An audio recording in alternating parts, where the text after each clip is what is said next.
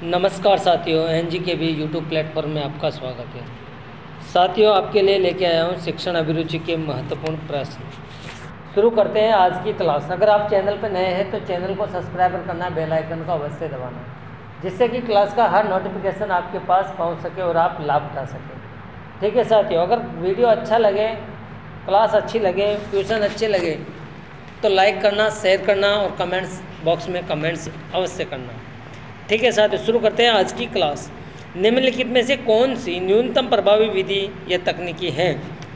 Question समझना, निम्न में से कौन सी न्यूनतम प्रभावी विधि या तकनीकी है? पैनल विचार विमर्श, समस्या समाधान, कक्षा में रटना या फिर कक्षा में वाद विवाद। आंसर क्या होगा साथियों? आंसर यहाँ पर होगा कक्षा में रटना। आपका आंसर होगा स, कक्षा में रटना। न्यूनतम प्रभावी विधि, यहाँ पर प्रभावी पूछ रहा है, वो भी न्यूनतम यानी कि सबसे कम प्रभावी विधि है, तो यहाँ पर कक्षा में रटना। अगला प्रश्न ये रहा आपकी स्क्रीन पे। छात्रों के कार्यों को विद्यालय के बुलेटिन बोर्ड पर प्रदर्शित करने के प्रदर्शन में शिक्षाविद निम्नलिखित तथ्य से एक मत है। कौन से तथ्य से शिक्षा शास्त्री या शिक्षाविद बुलेटिन बोर्ड पर प्रदर्शित करने के संदर्भ में सहमत हैं, ये पूछ रहा है। तो यह ऑप्शन देखते हैं। यह एक ऐसी विधि है जिसके गुण एवं दोषों का प्रदर्शन प्रयोगकर्ता पर निर्भर करता है। साथियों, बुलेटिन बोर्ड पर प्रदर्शित करने के संदर्भ में है, तो ऑप्शन ए है, यह एक ऐसी विधि है जिसके गुण एवं दोषों का प्रदर्शन प्रयोगकर्ता पर निर्भर करता है। दूसरा ऑप्शन, यह स्कूल स्तर के लिए एक उपयोगी विधि है। तीसरा ऑप्शन, यह उत्तम विधि है क्योंकि सभी छात्रों में रुचि उत्पन्न करती हैं। और लास्ट ऑप्शन है, यह एक अनुपयुक्त विधि है क्योंकि छात्र में गर्व एवं ईर्ष्या उत्पन्न करती हैं। तो साथियों, ये भी आंसर नहीं है। सभी छात्रों को उत्तम विधि है, ये भी नहीं है। यह एक स्कूल स्तर के लिए उपयोगी विधि, ये भी ज़्यादा सही नहीं है। यहाँ पर अ ऑप्शन सबसे अच्छा है।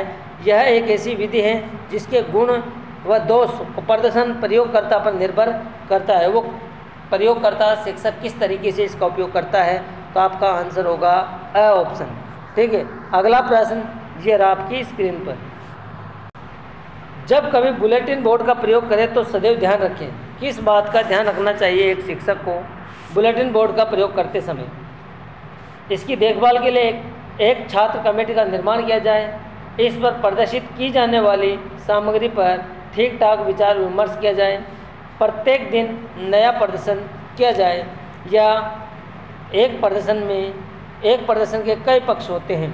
आंसर क्या होगा साथियों? आंसर होगा इस पर प्रदर्शित की जाने वाली प्रत्येक सामग्री ठीक ठाक विचार विमर्श किया जाता है। ऑप्शन आपका ब ऑप्शन। बुलेटिन बोर्ड का उपयोग सदैव ध्यान रखें कि इस पर प्रदर्शित की जाने वाली सामग्री ठीक ठाक तरीके से विचार विमर्श की जा सकती है। जब मिटा है तब आ जाता है, वापस रिटर्न आ जाती है, यानी कि इसको उपयोग में एक अच्छी तरीके से समझने के लिए किया जा सकता है। तो आपका आंसर होगा ब। ठीक है, अगला क्वेश्चन आपके लिए ये है। निम्नलिखित में से किसने दृश्य, श्रव्य तथा दृश्य सामग्री के अंतर्गत वर्गीकृत किया है? साथियों, निम्न में से किसने, यहाँ पर ऑप्शन क्वेश्चन थोड़ा सा ऐसे कि निम्न में से किन्हें या कौन से दृश्य, श्रव्य तथा दृश्य सामग्री के अंतर्गत वर्गीकृत किया गया है? तो आपका आंसर क्या होगा? चलचित्र, ध्वनि, दूरदर्शन, चित्र, ड्राइंग एवं डायग्राम, मानचित्र एवं कार्टून। अब यहाँ पूछ रहा है श्रव्य दृश्य एवं दृश्य, तो दृश्य, कार्टून भी दृश्य होता है, मानचित्र भी दृश्य होता है, डायग्राम भी दृश्य होता है, ड्राइंग भी दृश्य होती है, चित्र भी दृश्य होता है, दूरदर्शन भी दृश्य होता है, चलचित्र भी दृश्य होता है, ध्वनि भी दृश्य होती हैं। लेकिन श्रव्य भी पूछ रहा है, तो यहाँ मानचित्र एवं कार्टून सुने जाते हैं, मानचित्र को भी बोलकर सुनते हैं। चित्र, ड्राइंग ध्वनि, चलचित्र एवं दूरदर्शन, यानी कि इसमें सुन भी सकते हैं, डायग्राम में सुन सकते हैं। तो आपका आंसर उपयुक्त सभी सत्य, यानी कि यहाँ पर आंसर अवर्गीकृत किया गया है। इनको श्रव्य, दृश्य एवं दृश्य सामग्री के अंतर्गत विभाजित किया गया है। तो उपयुक्त सभी दृश्य और श्रव्य हैं। तो आपका आंसर होगा द। ठीक है, अगला प्रश्न आपके लिए ये रहा, शिक्षक प्राय दृश्य श्रव्य सामग्री को समझते हैं। शिक्षक प्राय दृश्य श्रव्य सामग्री को समझते हैं। पारंपरिक शिक्षण का प्रतिस्थापन, कक्षीय परंपरा में मनोरंजन परिवर्तन, शिक्षण की अन्य युक्तियों का प्रयोग, या फिर शिक्षण तैयारियों के समय की बचत। तो आपका आंसर क्या होगा? आपका आंसर होगा साथियों आपका आंसर होगा पारंपरिक शिक्षण का प्रतिस्थापन। पारंपरिक शिक्षण का प्रतिस्थापन आपका आंसर होगा अगला प्रश्न ये रहा आपकी स्क्रीन पर। दूरदर्शन को शिक्षाविद कहते हैं। शिक्षा शास्त्री या शिक्षाविद क्या कहते हैं दूरदर्शन के बारे में? शिक्षण सामग्री के रूप में अत्यंत महत्वपूर्ण है। शिक्षक शिक्षण सामग्री के रूप में कक्षा में एक बाधा है।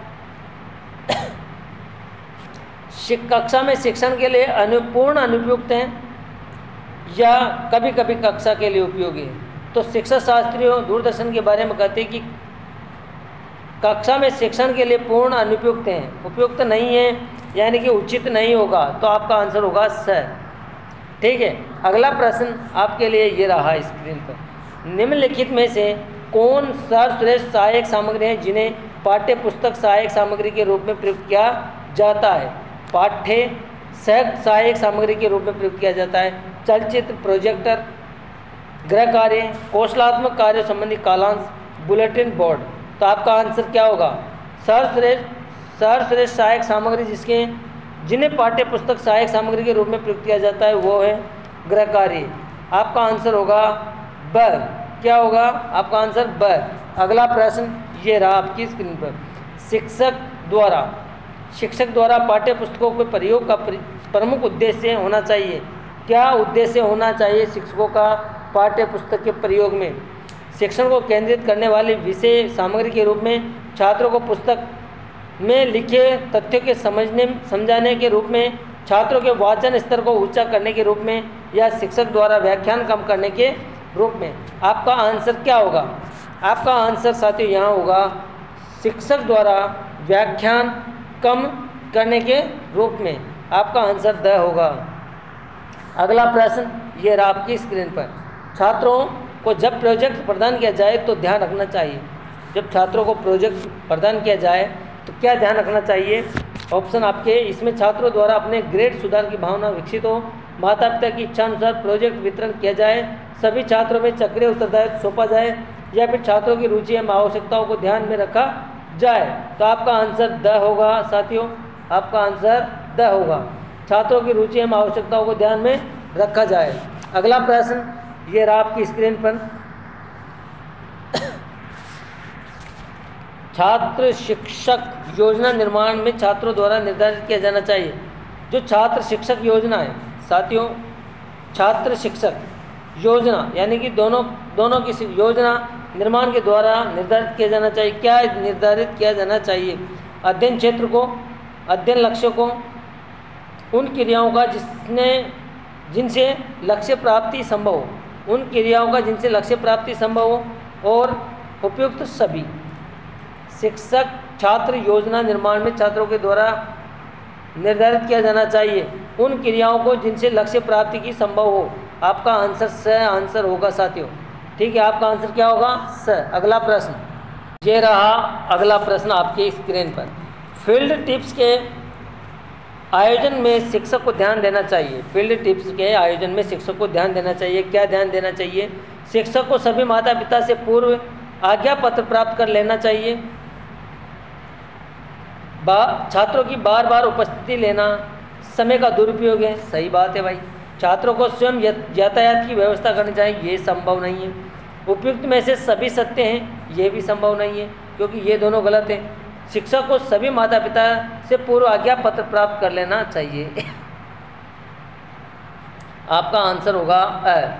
क्या होगा? अ, क्योंकि फील्ड टिप्स में आयोजन में शिक्षक को ध्यान रखना चाहिए। शिक्षक को क्या ध्यान रखना चाहिए, क्योंकि पहले अभिभावकों से आज्ञा पत्र ले लेना चाहिए। ठीक है, अगला प्रश्न, नेक्स्ट प्रश्न आपके लिए ये रहा, शैक्षिक योजना के निर्माण में निम्नलिखित की उपेक्षा की जानी चाहिए। शैक्षिक योजना के निर्माण में निम्नलिखित की उपेक्षा की जानी चाहिए। किसकी उपेक्षा की जानी चाहिए? छात्रों का पूर्व ज्ञान, छात्रों की रुचिता आवश्यकताओं में अंतर, छात्रों की उन्नति ज्ञात करने के साधन, या फिर छात्रों की आवश्यकता पूर्ति के लिए प्राप्त समय। आपका आंसर क्या होगा? आपका आंसर होगा साथियों छात्रों का पूर्व ज्ञान। यहाँ पर ऑप्शन नहीं डाल रखे, लेकिन ऑप्शन आपका सत्य है। अगला प्रश्न आपके लिए ये रहा स्क्रीन पे, समस्त शैक्षणिक योजना का केंद्र बिंदु है। समस्त शैक्षणिक योजना का केंद्र बिंदु है क्या है? यूनिट इकाई का निर्माण, दैनिक पाठों का सूक्ष्म विवेचन, नेक्स्ट पाठ के सूक्ष्म उद्देश्य का निष्कासन एवं शिक्षण की संपूर्ण योजना का निर्माण। क्वेश्चन समझने की बात है, समस्त शैक्षणिक योजना का केंद्र बिंदु क्या होना चाहिए? यूनिट इकाइयों का निर्माण ये नहीं है, दैनिक पाठ्य योजना का सूक्ष्म विवेचन ये भी नहीं, पाठ के सूक्ष्म उद्देश्य का निष्कर्ष एवं सूक्ष्म की संपूर्ण योजनाएं का निर्माण। तो साथियों आपका आंसर होगा उद्देश्य का निर्माण या उद्देश्य का निष्कर्षण। पाठ के सूक्ष्म उद्देश्य, क्या उद्देश्य निकल रहा है पाठ में, उसका निष्कर्षण। आपका आंसर होगा स। अगला प्रश्न, निम्नलिखित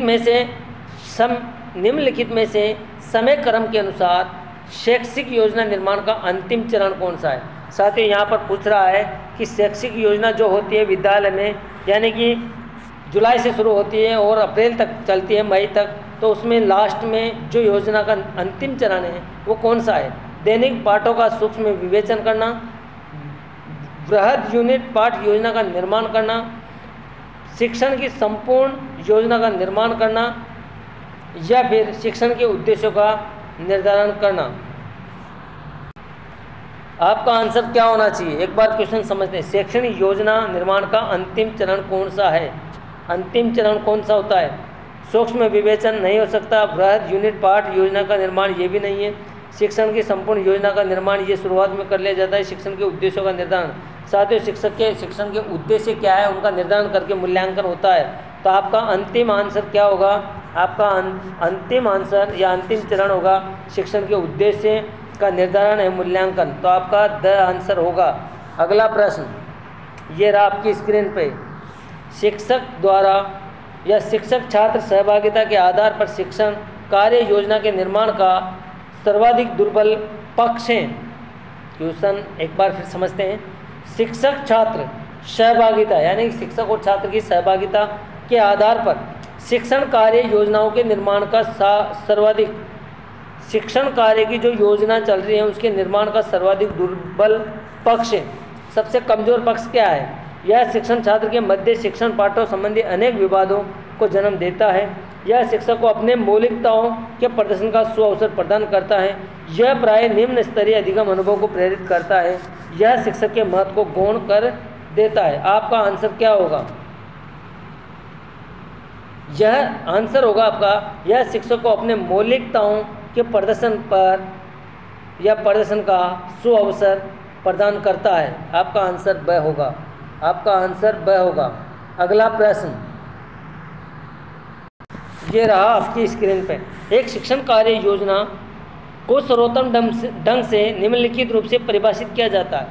एक शिक्षण कार्य योजना होती है उसको सर्वोत्तम ढंग से, सही तरीके से या सबसे अच्छा तरीके से परिभाषित किया जा सकता है, रूप में परिभाषित किया जा सकता है। ऑप्शन देखते हैं। महत्वपूर्ण अधिगम क्षेत्र के संदर्भ में, महत्वपूर्ण अधिगम क्षेत्र के संदर्भ में अपनी शिक्षण योजना को कार्यान्वित करने के ढंग के रूप में। दूसरा है तार्किक क्रम में आबद्ध ज्ञान के रूप में। तीसरा है विषय वस्तु के निर्माण योजना के रूप में। और चौथा है प्रत्ययों के समसामयिक संगठन के रूप में। आपका आंसर क्या होना चाहिए?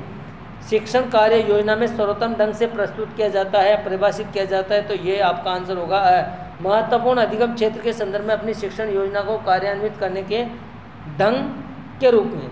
ठीक है, आपका आंसर होगा। अगला प्रश्न ये रहा आपकी स्क्रीन पे, यूनिट हैं व्हाट इज यूनिट, अंडरस्टैंड। थोड़ा सा यूनिट शब्द को समझना, उसके बाद में आप स्वतः ही आंसर देंगे। यूनिट इंग्लिश में दे रखा है और यूनिट क्या है, ठीक है। अब समझने की बात यह है कि आंसर क्या होगा। अब आंसर देखते हैं। शिक्षक द्वारा प्रयुक्त संपूर्ण पाठ योजना एक यूनिट होती है। पाठ होता है जिसको यूनिट बोलते हैं हम, एक यूनिट अलग होती है। और यूनिट क्या होती है वो पूछ रहा है, ठीक है भाई। क्वेश्चन जैसे पढ़ाते हैं तो इस यूनिट में से इतने पर्सन हो गए, ये यूनिट में इतने पार्ट है, ये इस तरीके से समझने की बात है। थोड़ा सा मोटे दिमाग से सोचना। अब आंसर देखते हैं इसमें क्या है, यूनिट क्या है। ऑप्शन देखते हैं। शिक्षक द्वारा शिक्षक द्वारा प्रयुक्त संपूर्ण पाठ योजना। एक तो पाठ योजना शिक्षक द्वारा तैयार की, दूसरा है अधिगमित क्रियाओं की दीर्घ श्रृंखला जिसे वर्णित उद्देश्य की प्राप्ति के क्रम में व्यक्त किया जाता है। एक है किसी विशेष विषय के प्रयुक्त पाठ योजनाओं का एक विकसित क्रम है, पाठ योजनाओं का विकसित क्रम। और एक बोल रहा है उद्देश्य एवं शिक्षण विषय वस्तु को एक संगठित रूप से क्रियान्वित करने की योजना। अब साथियों आंसर क्या होगा, आंसर आपका क्या होना चाहिए, यूनिट क्या होती है ऐसे पूछ रहा है।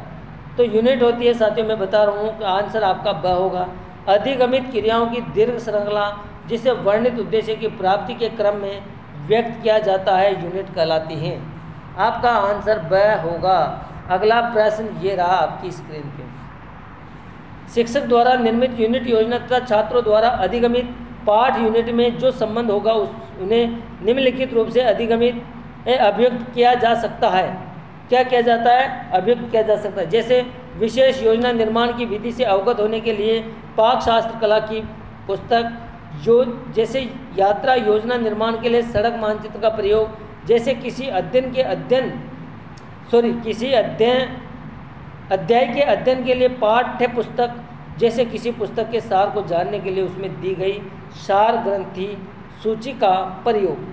एक बार क्वेश्चन फिर देखना।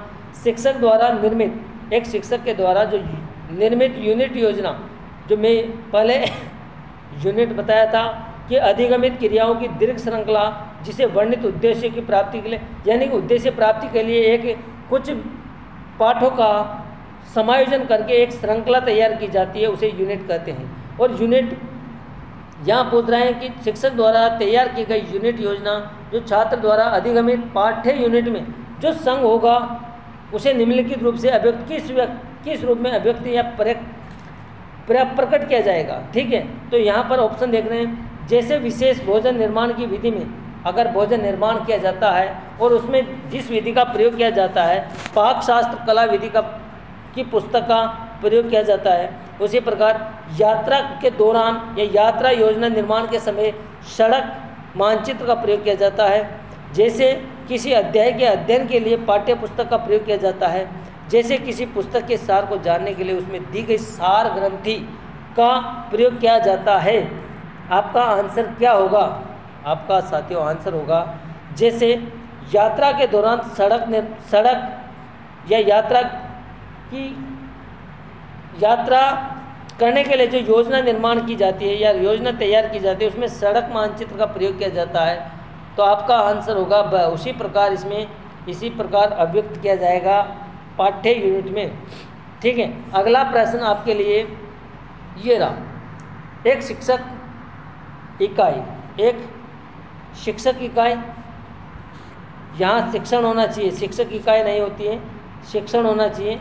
एक शिक्षण इकाई के संदर्भ में निम्नलिखित में से कौन सा कथन सत्य है, कौन सा कथन सत्य है, किसके बारे में, शिक्षण इकाई के बारे में। यह शिक्षक को सुरक्षा प्रदान करती है, यह कक्षा कार्य हेतु दिशा निर्देश प्रदान करती है, यह एक वृहद विचार को कार्य रूप में परिणित करती है, यह अधिगमित मूल्यांकन विधियों के रूप में कार्य करती है।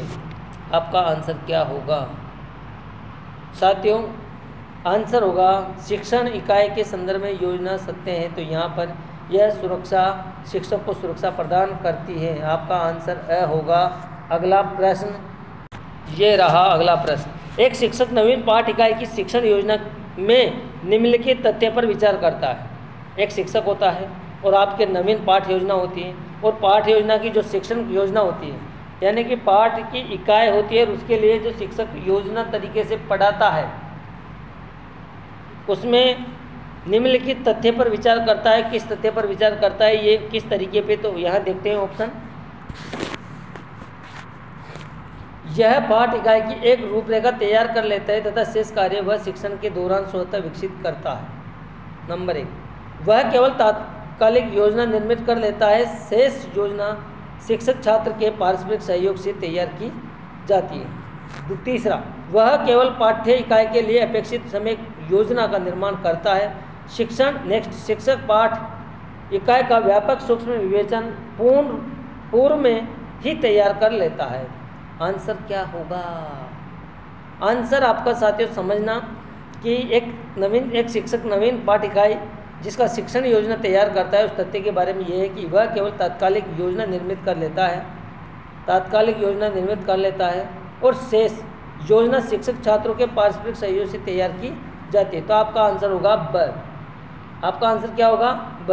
तो साथियों, आज के क्लास में 20 क्वेश्चन आपके लिए मोस्ट इम्पोर्टेंट हैं, और वीडियो अच्छा लगे तो लाइक करना, शेयर करना, अपने दोस्तों को ज़रूर शेयर करना, बेल आइकन को दबाना अवश्य, जिससे कि हर नोटिफिकेशन आपके पास पहुंच जाए।